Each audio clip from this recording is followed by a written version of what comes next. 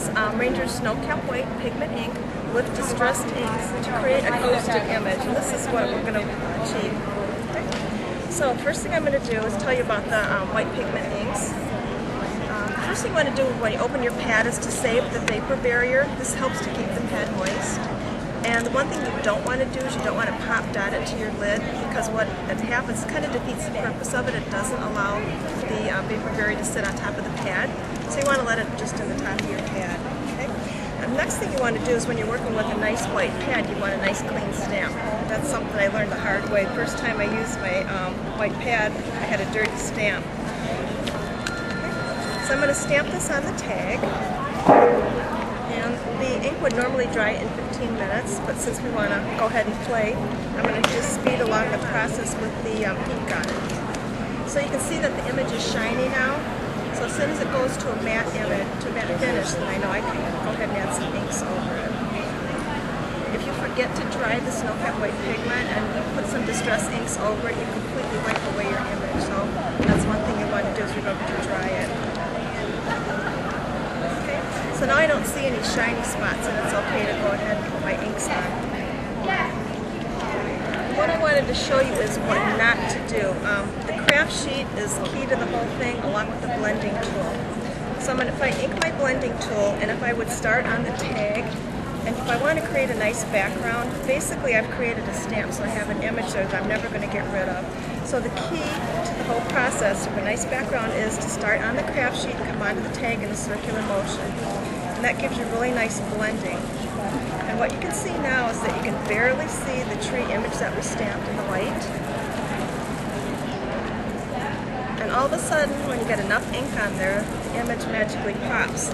So what you've created basically is a bleach look image without any sticky bleach.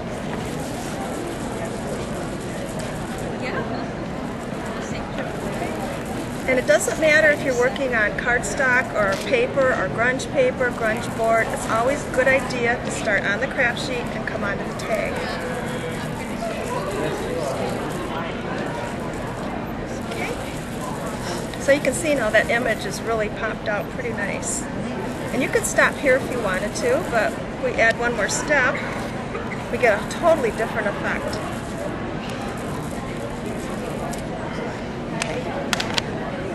So the next thing I'm going to do is, I took a mini mister and I used Sunflower Sparkle, Perfect Pearls, and water. So I started with an empty mini mister and I added just a tiny bit of Perfect Pearls. And if you dip your craft stick in, just a little bit stays on the end. That's all you need to make the Perfect Pearls mix.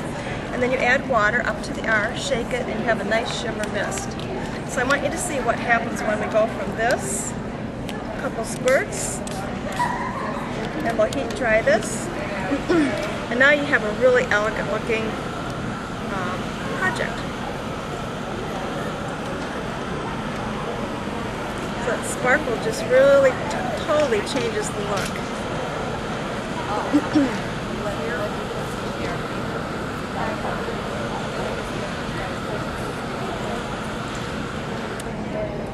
Now to finish the tag off, another really easy tip is to use the Adirondack Pink dabbers. These come in 42 colors, but today I'm going to use the gold and show you how easy it is to make a nice edge on your project. The way you activate the dabbers is to press down and squeeze, and that gets the paint flowing. And then if you just run it right along the edge of your tag, it's a really quick and easy way to do it. And the dabbers come in 42 colors, so there's something to match just every project.